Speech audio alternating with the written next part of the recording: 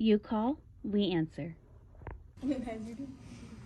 Hi, I am Judy Reese with NorthStar Lending, and I am here today with Samaria Barnes from Gold Life Builders and the entire team from Holtzman Elite Properties.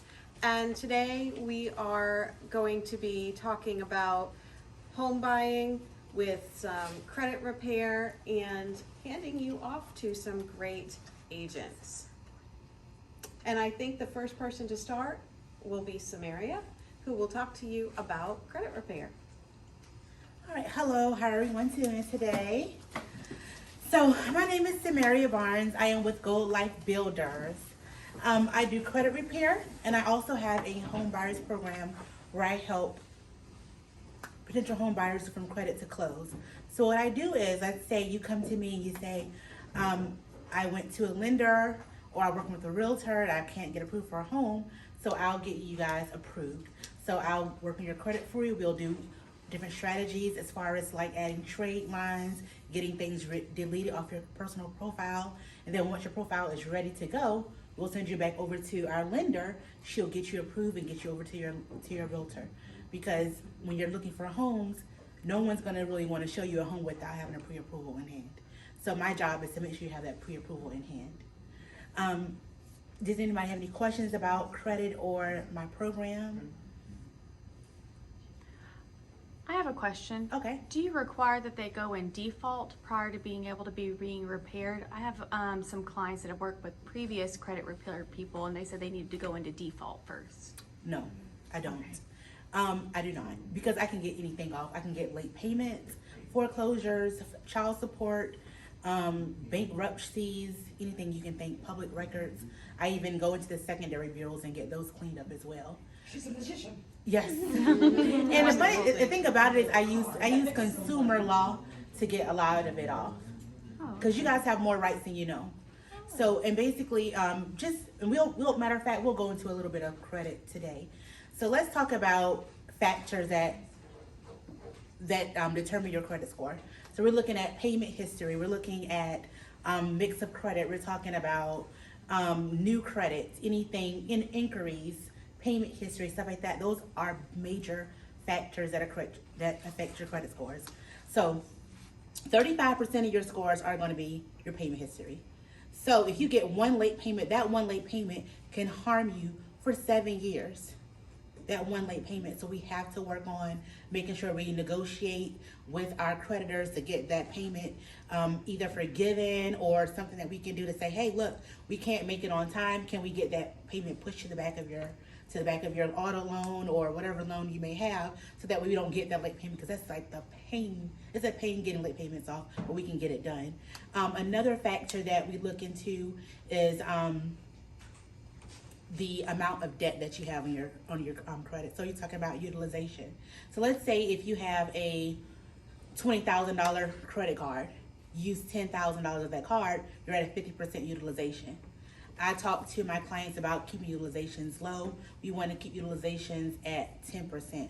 Most creditors want you to have it at 30%, but let's say you have an emergency, you're already at 30%, your scores are going to plummet. And you also see a lot more increases when you keep it at that 10% mark and lower. Also, I teach my clients about credit card management. So let's say if you have a credit card, I'll teach you how to use your credit card.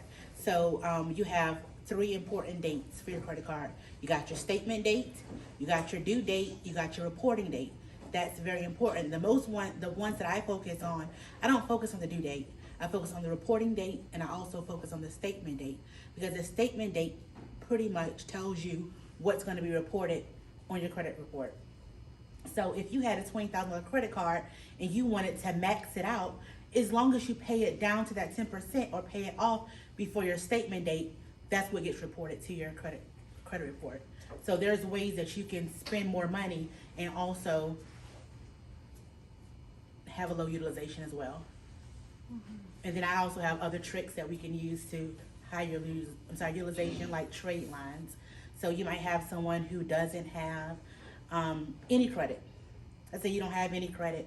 We can add trade lines to them. And a trade line is basically you're using let's say your aunt had a Macy's card for the last 10 years and she's made on-time payments for 10 years, you can actually have her put you on her credit card, and that'll also boost your credit scores up as well. So trade lines also help too. I have a question. Okay. What's the time frame that this usually takes for buyers? Okay, so it depends on the profile. Now, if they have like a lot of late payments, they may have foreclosures and bankruptcies, those do take longer. But if it's just collections and charge-offs, I've turned around people in like 2 or 3 months with no problem. How about bankruptcies? Yes, that's another thing. Bankruptcies take a little longer, but I do have ways around those as well too. Does length of credit matter? Yes, it does. It does. You want to have anywhere between, well, you don't want to have anything under 6 years. 6 years, that's when you start getting those points for having, and that's when your scores start really going up with length of credit. But trade lines up with that too. Okay. Anybody else have any other questions? So what can you change, like if somebody comes in to you with a 560 credit score, how fast, and it just has charge-offs and stuff, so how, can you give us a kind of a, how high you can make that happen for them? It depends on what's on their credit profile, because every credit profile is different. So let's say if I have someone who already has like a bunch of accounts on there, they might have 10 accounts still in good standing, but they may have 5 accounts they need to take off. Their scores are going to go up quicker because they already have some history.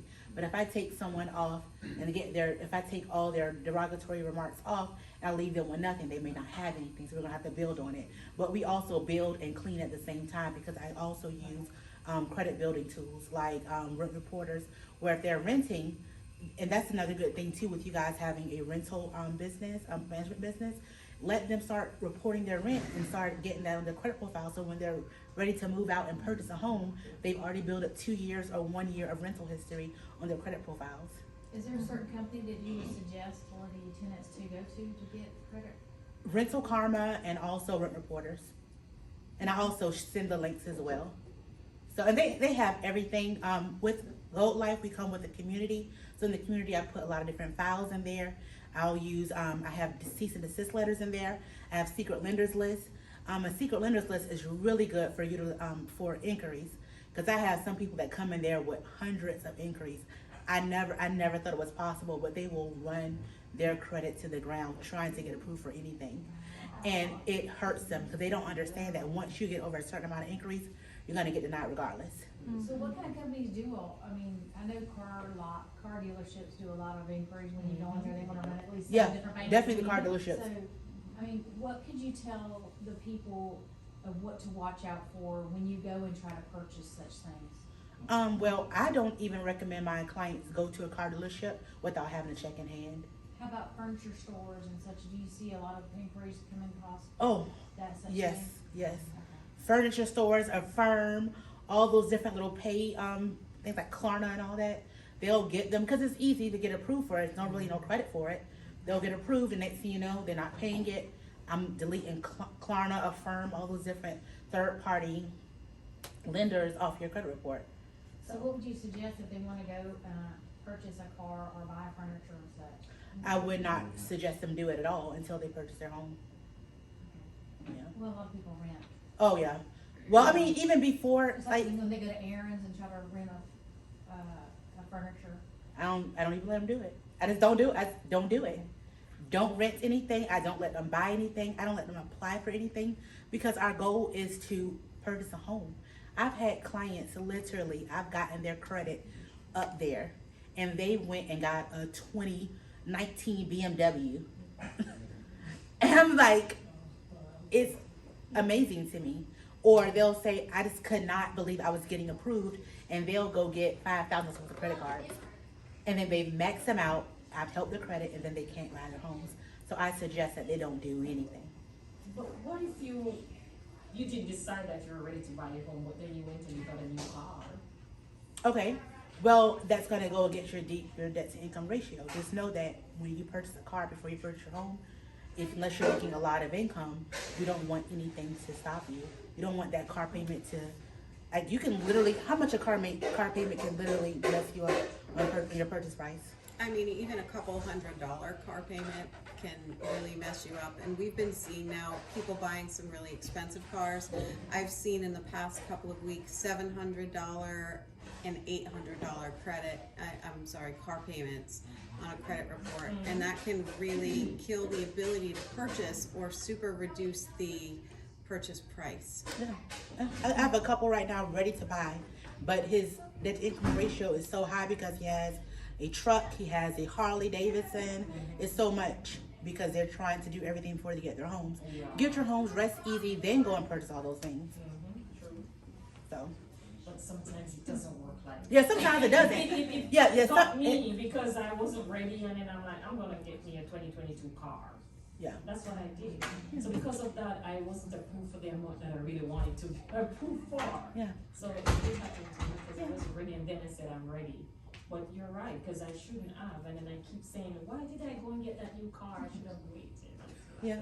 But it's okay. It's not that you did anything wrong. But I got approved, but Yeah. I just didn't get You didn't approved get- for the amount that I wanted. Yeah. And that's why I tell Then my with the clients. market now, it's kind of hard to find something with what I was approved for. Yeah. I guess that's how it goes. Hey, you But can it's always kinda try to find a way to make that car make some money too. No, it's not gonna be no money. Oh, it can make money. It's ways to make that car make some money now. It's just to try to work. Too far. Yeah, All the but way to Richmond Hill. It's too far. oh yeah, and that gas. But like I was saying with the secret lenders list, when you have all those inquiries, the secret lenders list that I provide to all my clients, it pretty much is like a guide to tell you exactly who to apply for and when to apply for it. So let's say if your Equifax score, because none of your scores are going to be the same. And they're never going to be the same. Yeah, never. Yeah, I realize that. Yeah, they're never going to be the same. No. And that's a good selling point for me because guess what I can do? I can go and say, look, this is inaccuracies. We got to get this off because this is not right. But the lenders list, let's say if you have your Equifax score and it's the highest score. So what you're going to do, the secret lenders list, is you're going to look at the list and you're going to say, who pulls from Equifax? And then you can actually look at all the banks and all the lenders that pull from Equifax and you apply for those cards and for those lenders. So that way you only get one inquiry and you still get that approval. So I have a lot of tools for you guys to see. We have budgeting tools inside the group as well that you can use with a spending tracker and everything. So did you guys have any other questions regarding credit and the program? I do. Yes. So I have a possible buyer right now, but she said when she applied with someone, they told her her debt to income was too out of whack and couldn't help her. Mhm. Are you able to assist with that, or is that something that just monetarily they'd have to do on their own? They have to do it on their own, but I also teach them how to budget so they can get that debt down. So we can get it done. As a matter of fact, I know one guy we had to refinance. So we got him to where it needs to be, refinance to get that payment down. And I mean, there's like, even with the student loans, you can call up there and get your payments adjusted so you can get that debt income ratio down. So it's so many ways, so many tricks. I have another question. Mhm. What if you co-sign for student loan, but because I co-signed with my son, but his student loan is not going to be paid.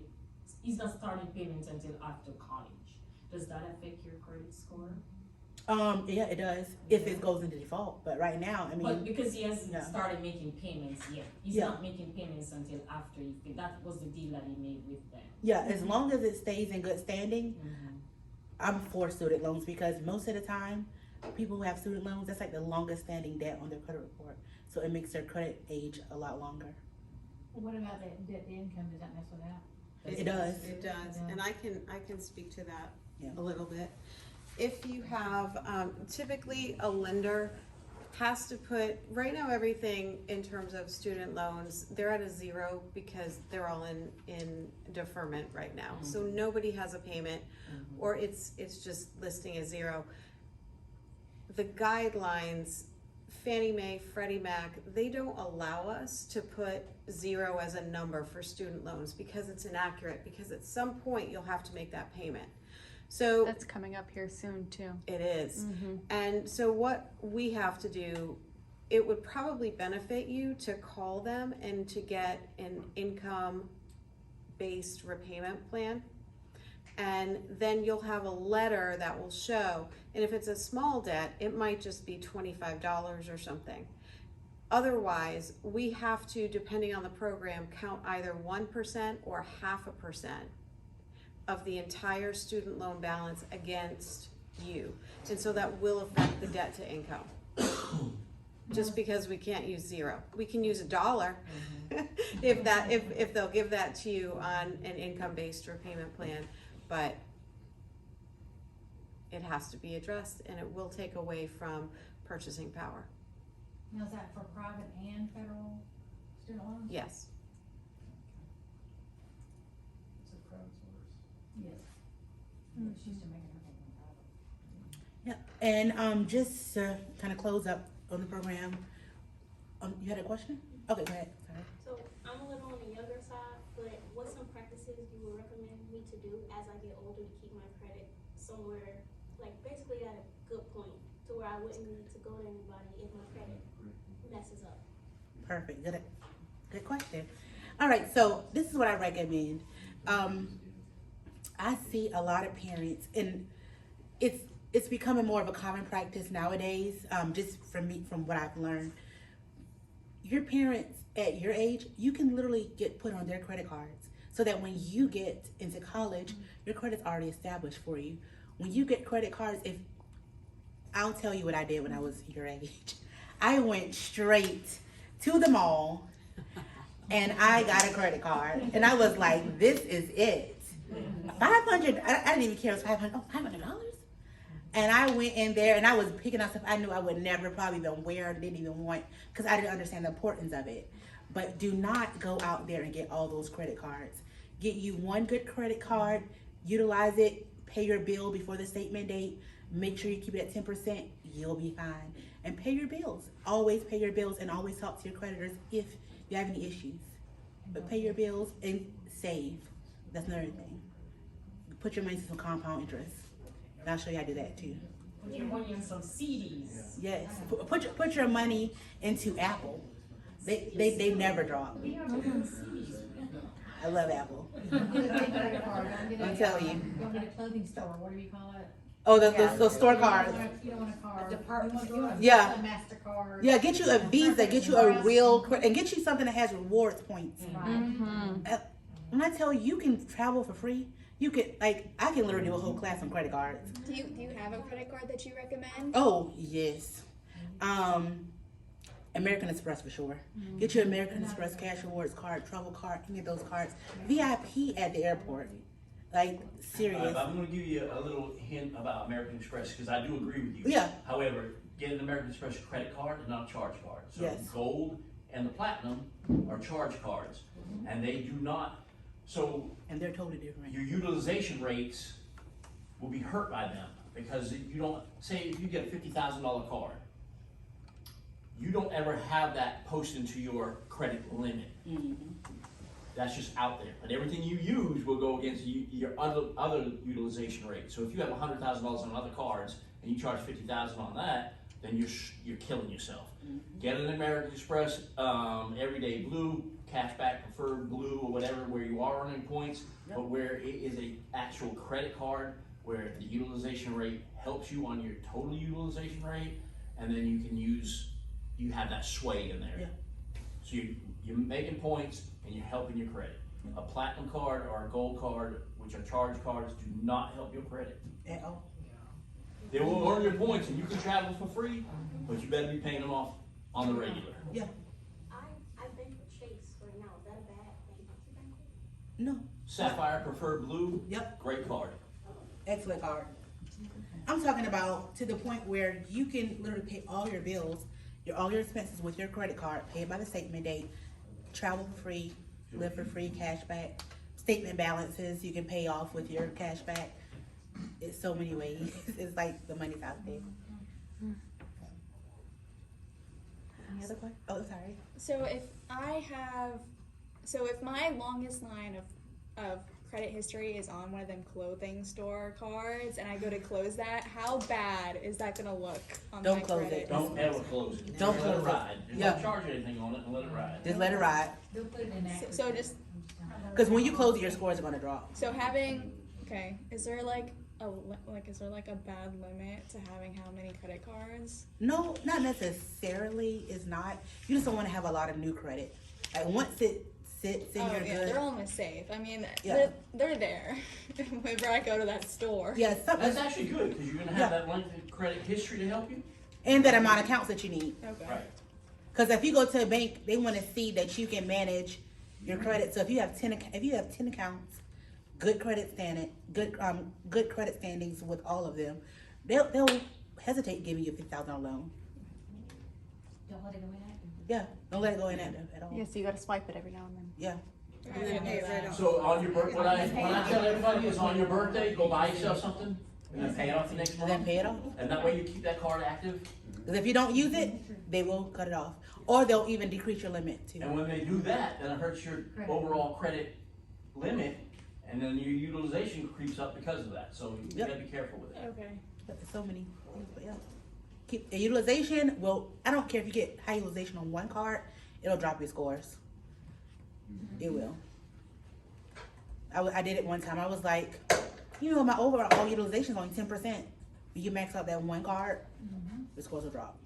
Okay. So my buyers that say they go to Credit Karma and check their credit, I know it's not accurate by any means. I mean, you could be 50 points lower than that or 50 points higher than what they tell you. Is it a good basis for people to kind of monitor their stuff? I'm not gonna lie. I love Credit Karma. I don't care about the scores. I don't care. I just care about what's on my reports. And if they're gonna tell me every day this hit my report, this came off, I love Credit Karma. So I don't have any issues with them. I even tell my clients when I'm doing the reports, pull your Credit Karma up. What came off today? And they'll say, oh, this item was removed, this was removed, this was removed. So that's why I love Credit Karma for that. For the scores, no. Because the scores aren't accurate. Suggest things you should do to bring your score up. It'll tell you pay an extra payment on this or. And you can also dispute things through Credit Karma. Yes, you Dispute can. line items. It might not come off. Yes, but But- there's an option to get started. Like if they're waiting to get in with you, Yeah. they could start on that. Yeah. And then when they get to you, we can go, okay, here's what's left, let's get it done. Be Absolutely. that far ahead of the game. And I love it too because Credit Karma, they have this little tool, and I can show if you guys have Credit Karma, you can pull it up today, and I can tell you exactly. I like to look at the data points because that gives you, it tells you what you need to work on. So your data points, if you have your Credit Karmas, if you have your phones out, you can look at it now, and I'll tell you exactly where to look at it. It's like the best tool. This is how I manipulate a lot of reports, so you'll get a little free game today. Okay. Where am I going? So you go to Credit Karma. There. All right. So when you hit TransUnion, Where we get TransUnion? it should be two scores. Your two little guys. Yeah, one should be TransUnion, and the other one will be Yeah, it's always lower. okay. So you hit TransUnion, go to the bottom. You'll see payment history. Then you'll see amount of accounts. It'll say inquiries. It'll say age. So okay. Yeah. So anything in green is what you need to work on. Oh, yeah, we got that. So let's say if your payment history says 100%, you're good. If you have derogatory remarks and it says 1, you work on that. If it says, if you look at your inquiries and it says you have 10 inquiries and it's red, you need to get your inquiries down. So that's how you have a solid report. Once everything is green, it's a go. You're gonna get approved for anything. So whatever isn't green, start working on it. And that's how I stack up all my clients' reports. I look at that and say, let's look at your data points real quick. What we need to work on. Even if, let's say they're green everywhere else, but their credit age isn't where it needs to be, we can boost your credit age as well. And get those Trade extra lines. points. Yep, with trade lines. So. Yeah. Any other questions? Everybody?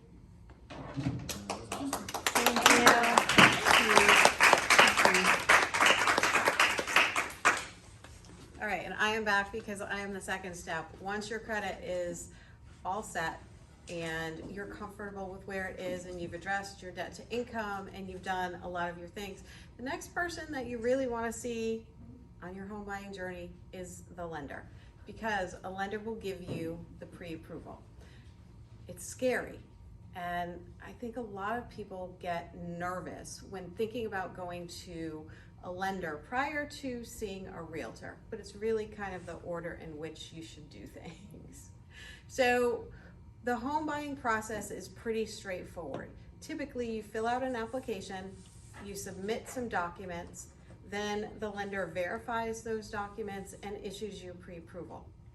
Once you've got that pre-approval, that goes to you and to your realtor, and your realtor takes you to look for a home. Once you get under contract, there will be some other verifications, some other documentation that you have to provide. There'll be a lot of disclosures and things to sign. There will be estimates that go out to you. When I send out an estimate, typically I like to have it run high. The reason why I do that is strategy. There's less for you to sign if my numbers are a little higher and they are lower at the end for you, simply because I don't have to redisclose everything. If a lender gives you another piece of paper that is much lower than another lender's, typically someone's undercutting something. And so those numbers will have to be redisclosed. So for simplicity, I like to go a little bit high where other people maybe like to go a little bit low. But I'm always honest, so that's an important thing. Once you have that and everything is signed, sealed, delivered, and you've got all of your numbers, everything has been verified, the underwriter has seen your stuff, then you get what's called a clear to close. That's the thing that we all want all the time. The clear to close. Then you get your house. And that's really what we want in all of this. So credit, then your mortgage lender, then your realtor. And that's the simple, straightforward process. Anybody have questions about that? Or is that just, yep?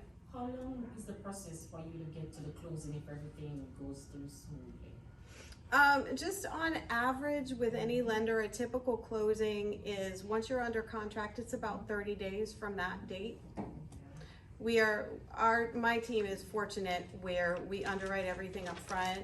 So we verify the documents before we give a pre-approval letter, and once that's done, we put you into underwriting. So you know everything, your monthly payment, your cash to close, everything. And again, it's estimated a little high, so you don't have any surprises at the closing table. And for us, we can typically close a loan in about 18 days. So it's a little faster. So as far as the process goes, during this process, what would you suggest is very important for buyers? One of the most important things is don't buy anything. I think the whole room just said that. Freeze. Oh yeah, don't buy a thing. Don't buy anything. Don't change employment. In the past month, we've had that happen a couple of times. Had someone buy a truck recently.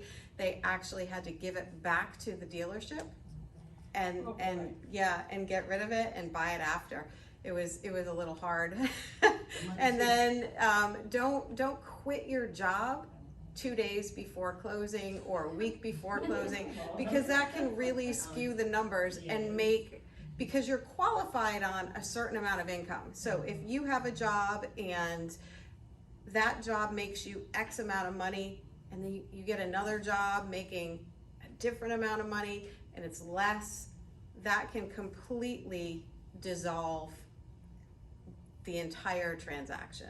So don't make any major changes with job, with your credit. Don't buy anything. What about taking unpaid vacations? Does that also apply? It does. It does. Don't take any unpaid vacations. Don't do anything actually so when you do an application, that gives like a snapshot of you, of your credit, of your income, of everything. So it's that snapshot that the pre-approval is based on. So any changes you make, it changes that whole pre-approval, and it can cancel the loan if it's something really big. So basically, just follow the instructions given. Exactly. Yes. What about the mattress money? What about what? The mattress money. Oh, In the mortgage world, cash is not king. If you have money that you've hidden under the mattress somewhere and you want to use that for the transaction, you will not be able to. The best thing to do when you're looking at getting your pre-approval is to be honest about everything. We ask a lot of questions. I think sometimes people think they might be invasive questions, but your lender is not trying to invade your privacy. What we're trying to do is help you to accomplish the goal of buying the house. So mattress money, what we tell people is you need to deposit that. You need to deposit it into the bank. what if you have a significant other that doesn't believe in the government knowing what you have? Sounds like a personal problem. But okay, seriously, Get 'em on meds. how do you convince your significant other that this is not 1980 and people really do care that you don't have the money in the bank? Yeah. So one thing that I have had people who have asked me those kinds of questions, and people who are very upset because they feel, we get bank statements where things are just blacked out, and you can't do that. Everything has to be on the up and up, because there have been times in history where people who have used cash in the mortgage business, things like money laundering, drug dealing, bank fraud, different things, right? So that's why now we absolutely have to verify everything. We have to make sure we see account numbers. We've got to look at all the stuff. So how long does the money need to be in the bank? So say, for instance, you have this person that just really feels like the government is going to shut down and then you're not going to be able to access your money. So they, want it to be reachable. So, I mean, how long does it have to be There are in some the bank? rules on that. That's a good question. So let's say that and there are a couple of things to think about too. When your statement date comes out, say your statement date comes out on the 30th of any given month from the bank. Let's say that you put that money in on the 25th. So it shows up on that statement. That is going to show up as a large transaction. If we see, typically a large transaction, in most cases, anything over $1,000. Anything over $1,000, we have to ask you, where did it come from? If we see a deposit, and you have to provide some documentation. Depositing cash doesn't work. So that money has to sit there. It's got to sit there. So you deposit it in on, say, the 25th. The statement date comes out on the 30th. You're going to get your next statement date the 30th of the next month. After that is when we can do stuff, or when we know that we'll be able to do stuff. That's it. Over 30 days. Yeah, about 30 days. 60 to 90. 60. Yeah, I mean, there are some things out there. Account check is one. There are a couple of verification services for money where they only pull 30 days. So if you get past that 30 days and we're not going to see that large deposit, that could also work. But that's kind of on a case-by-case basis where you want to make sure. So have you explained this to clients that, Feel like that? It just, in the mortgage world, absolutely everything has to be verified. Everyone knows that there have been different crashes and that there's illegal activity. The reason why we verify is because that's happened in the past, so that's why it's required. Underwriters, Fannie and Freddie, future investors, they require that. So I'm not asking to be invasive. I'm asking because we can't get the loan done unless you provide the correct documentation. It's really as simple as that. Or tell them to save it all and then buy it all in cash. Yeah. And some people do. Some people do. I have a person just from yesterday who's bought 2 of his last 3 houses in cash, but in this market wants to stay a little liquid, so he's getting a mortgage now. So it's a whole new world. So it's interesting. Anything else? So I have a question. Mhm. I actually was on the seller side, but the buyer was submitting all of his stuff to his lender, and he apparently went too far back. He sent more than what they needed, and he had an NSF check that processed. And we actually had to bump closing a month for him to then resubmit all of his stuff without the NSF payment. Right. So I think that's where you want to have a lender who actually looks at documents. And so, at least on our team, you all know, and for people who are watching, my son Zach is our branch manager, and my husband David is a processor, so he looks at all the numbers. He will catch things, and my husband David, he's amazing, he will catch things that sometimes we might not catch, or that he knows that investors are absolutely going to hone in on, or that an underwriter would have an issue with. And so with something like that, had someone sent, say, instead of 2 months worth of bank statements, 3 months, and then they had to wait, that's because the lender didn't catch it and the underwriter saw it. And now you have to do that. So you want a lender who knows what they're doing, so who can look out for that. Anything else? Anybody else? Any questions? Okay, so just to close out then, really, lenders are not scary. Lenders do ask a lot of questions. There's a lot of ups and downs throughout the transaction, and it can be like, you can be like really like, oh my God, I'm under contract, and then it can be like scary having to get work verifications, submit all the documents, answer a lot of questions. And again, the whole reason for that is because we have a ton of investors who are going to purchase your loan on the open market after you close it. So those requirements are way above my paycheck. So that's important to know. And your lender, I will tell you, always wants to see you close. Always. So trust your lender. They're going to help you out. And then you need an agent. Anybody want to come up and talk for agents? Thank you. You're welcome.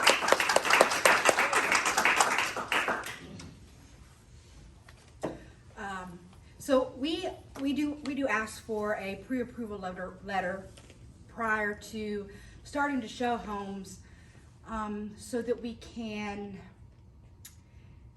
show you homes that you're actually qualified for. If we start off and we're showing you houses that are $300,000 and you're only qualified for $250,000, we're gonna hurt some feelings. So it's not that we're trying to be in your business or anything like that. We just want to spend yours included, time wisely. Absolutely, but that doesn't mean that if you come to us ahead of time that we're not going to point you in the right direction.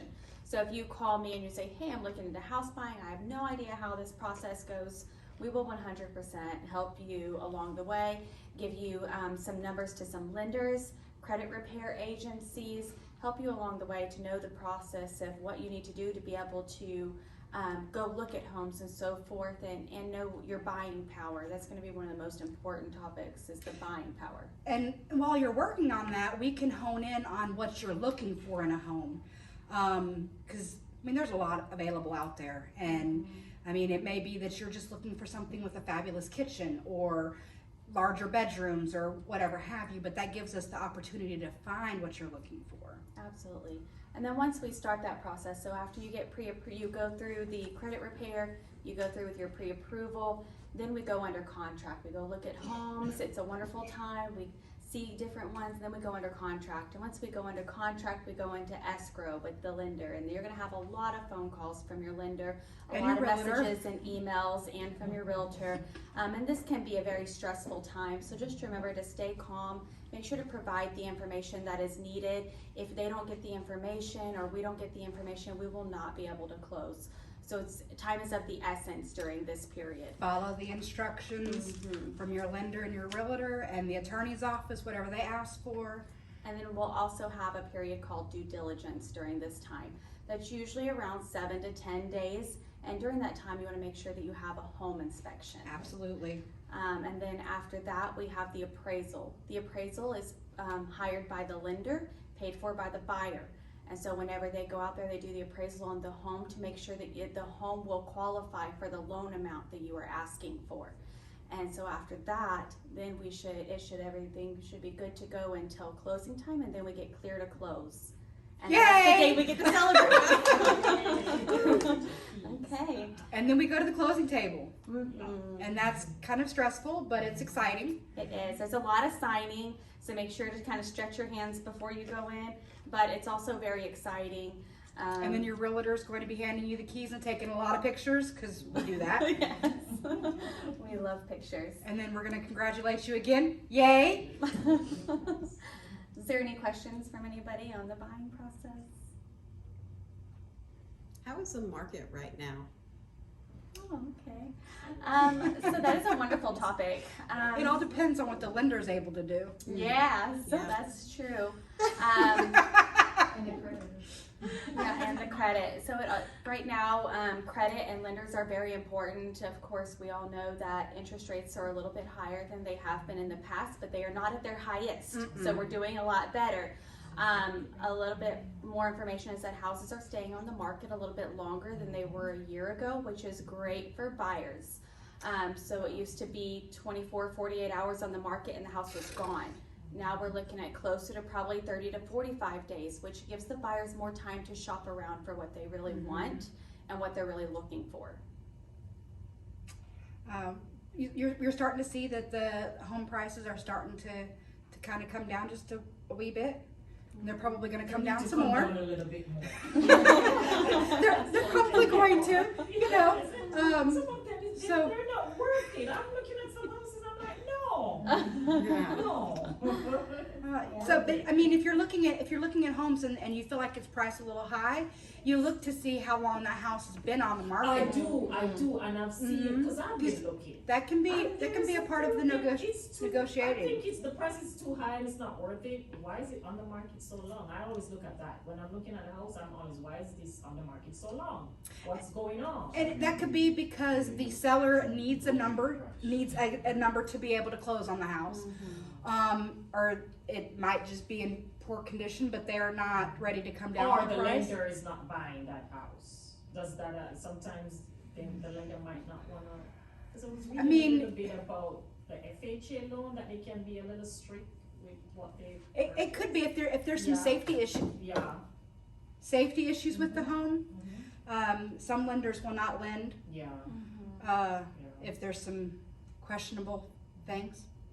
And there's some appraisers that will sign off on almost everything, and then there's some appraisers that are trying to tighten the market back up, and they're not gonna put it at the price it's listed. Yes, I read about that.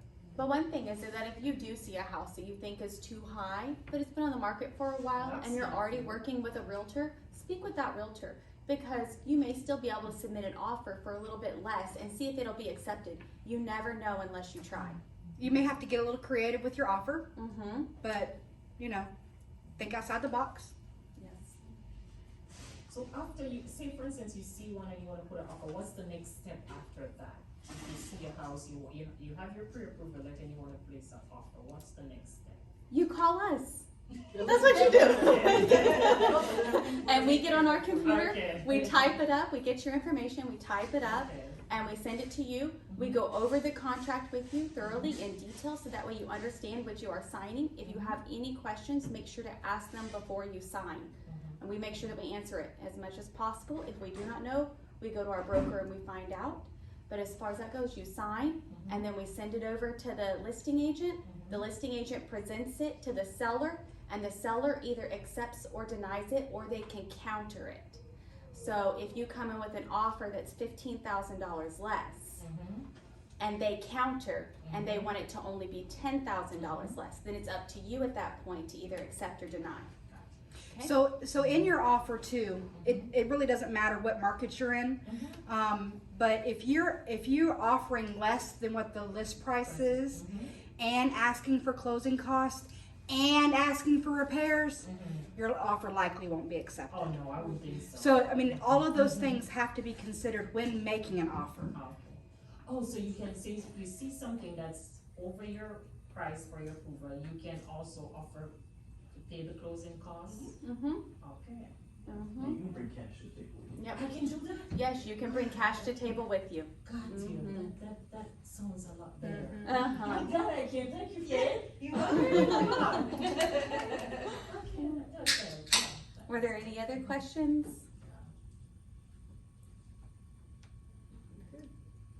Okay. Well, thank you everyone for coming. Thank you. And if you have any questions in the future, then you can give us a call at 912-876-8886. Oh, I already have that number. And you can speak to any of us, and we will be happy to help. Thank you.